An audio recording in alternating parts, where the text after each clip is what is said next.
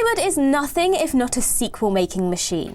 Sequels, requels, prequels, spin-offs and reboots. These are the bread and butter of your franchise-baiting bigwigs, who control the direction of the money and the next big blockbuster on a studio's slate. But not all sequels are created equal. Many, in fact, make nothing out of something and trample all over the film that spawned them. Sometimes drawing in a crowd, but more often than not just carving out their space in the bargain bin. Sometimes we wish they'd just never been made at all. Careful what you wish for though, too many killer sequels have met that very fate, sniped by the studio, the producers or the director before they ever made their mark on our optical nerves. From hellish high-concept comedy capers to classic all-gun actioners and as many blue people as James Cameron can fit in a frame, some big-name titles have been binned before their time. And so with that in mind, I'm Ellie with What Culture here with 8 crazy movie sequels that almost happened that we just found out about. Number 8. Rambo IV.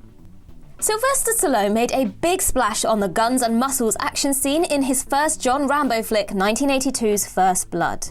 While he has in recent years been keen to continue capitalising on this image with series like The Expendables and return to the character in Rambo and Rambo Last Blood, at the end of the initial Rambo trilogy, he was ready to hang up the gun for good. Stallone believed that the franchise's third entry was going to be the biggest yet, and that was the perfect way to end the story. And so, when the production company Carolco Pictures came a-knocking with $34 million to get started shooting on the 4th Rambo film, Sly turned them down. While Stallone did eventually return to the role, this was not the Rambo IV that might have happened, focusing on the war in Burma rather than returning to the Cold War conflict that Rambo III engaged with, and operating as something of a soft reboot rather than a direct sequel. The original 4th film promised to redeem the rough critical reception its predecessor received and bring the kind of no-nonsense, full-on bloodshed that 2008's 4th installment was both celebrated and reviled for to an entirely different frontier.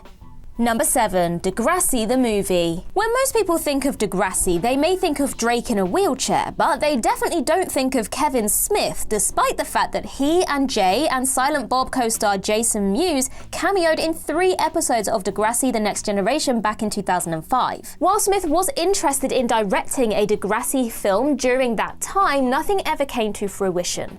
However, in a recent interview with Screen Rant, he revealed that he had fleshed out and scripted plans for a movie with writer Linda Schuyler way before the 2 Degrassi feature films, Degrassi Goes Hollywood and Degrassi Takes Manhattan, had ever been thought of. Degrassi the movie would have centered on Drake's character Jimmy Brooks, a high school basketball star who had been wheelchair-bound ever since a shooting in season 4, getting up and walking again. Although elements of the film script were incorporated into future episodes of the television series, nothing could compare to a Kevin Smith-directed Degrassi, which would have carried the director's humor style and maybe even have enticed audiences who weren't fans of the show. Number 6. Tomb Raider 2.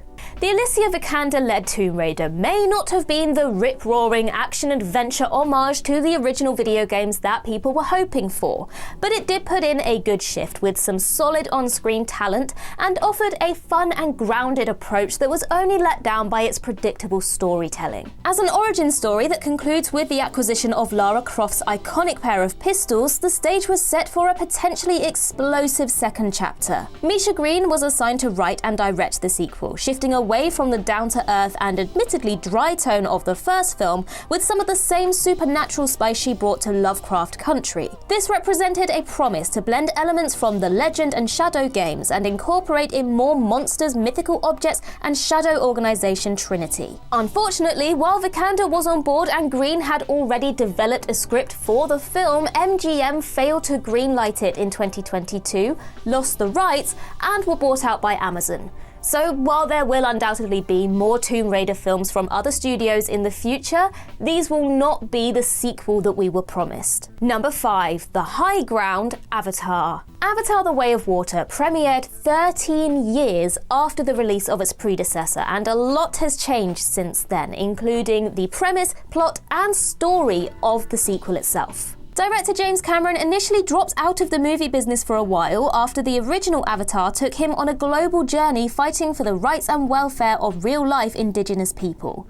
And the question of whether the Avatar sequels were ever actually going to get made was up in the air for many years. Thus, in the interim, he had plenty of time to think about what he wanted from the second entry, and his original script, The High Ground, wasn't it. Featuring zero-gravity bow and arrow fights and other bombastic, technologically challenging sequences in an adventure that takes place farther from the core story of the first film, The High Ground would have been an Avatar sequel set between what are now the first two entries. Working with a team of writers, Cameron clobbered together a 130-page script that, while it didn't work for the series on screen, is nonetheless now being turned into a graphic novel. Number 4. Wonder Woman 3. Of all things in comic book hero cinema, it seems safe to assume that Wonder Woman was here for good. How wrong we were. While Gal Gadot might not be everyone's ideal Princess Diana, especially not fans of The Crown, the two Patty Jenkins films to date have been some of the more successful DCEU entries. Unfortunately for Jenkins, Gal Gadot and Wonder Woman devotees, the third film has recently been canned by James Gunn and Peter Safran, who have been put in charge of the DCEU's direction and film slate, ostensibly to try and tidy things up, court MCU success, and to shift the Snyder-shaped shadow that's looming over the universe. Jenkins' recently submitted treatment for Wonder Woman 3 would have seen Gadot return to the role for what the director sees as the completion of a trilogy, concluding Diana's character arc across the three films. While concrete plot or character details about the film are still as tightly under wraps as if it was still being made, there have been strong suggestions that the sorceress Cersei and Amazon warrior Nubia would be putting in an appearance, both pulled in directly from the comics. Number 3. Shine, Dr. Sleep and The Shining. Mike Flanagan famously got the approval of Stephen King and created in Dr. Sleep a Shining sequel that honoured and tied together King's novels and Stanley Kubrick's The Shining. But this was only the tip of the iceberg for the director. While Dr. Sleep does have its flaws, it nonetheless proved that there was still fertile ground in the shadow of the Overlook Hotel. And with this in mind, Flanagan had his sights set on a third film telling the story of Dick Halloran, taking place pre-Shining because obviously he's killed by Jack Torrance before the credits roll. Suitably entitled Shine, the film would have shown Halloran's childhood communicating telepathically with his grandmother, as mentioned in The Shining, and would chart the character's journey to the Overlook. Unfortunately, Warner Brothers were not happy with Dr. Sleep's box office performance, and after a few years of hanging on, officially shut the door on the idea in recent months, with Flanagan taking to Twitter to lament the opportunity's passing. Number 2. Gods of Mars, John Carter. Adapted by Andrew Stanton from Edgar Rice Burroughs' sci-fi novels, the Disney-made John Carter never really got off the ground, despite having a solid premise and a killer cast, in which American Civil War soldier John Carter is transported to Mars, where kingdoms are at war.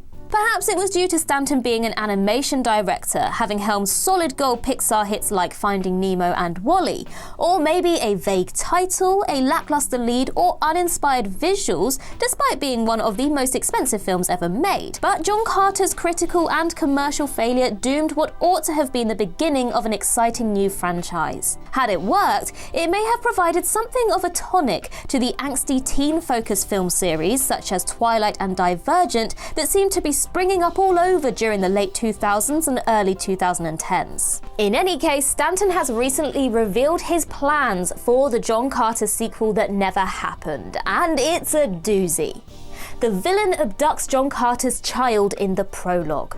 Carter rises from a coma state, and we are treated to grand, action-packed adventures into worlds existing inside worlds. And that's just the first of several treatments that Stanton had planned for the series. Number 1. Brucifer, Bruce Almighty. Back in the halcyon days of the late 90s and early noughties, anything was possible when it came to magical, realist rom-com cinema. And Jim Carrey was leading the charge with a rack of films where he's overcome by supernatural powers and handicaps that undoubtedly peaked with Bruce Almighty. Gaining the powers of God, Morgan Freeman, Carrey's Bruce Nolan goes on to use his newfound hoodoo to right a few wrongs in his life, including smitting work rival Evan, played by Steve Carell, and literally giving the moon and stars to his long-suffering girlfriend Grace, played by Jennifer Aniston, before everything falls apart.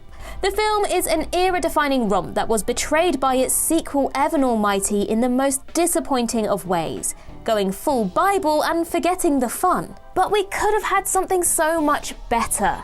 In a recent interview with Sci-Fi, writers Steve Corrin and Mark O'Keefe revealed that they pitched to their producers a sequel, the aptly titled Brucifer, on opening night of that original film.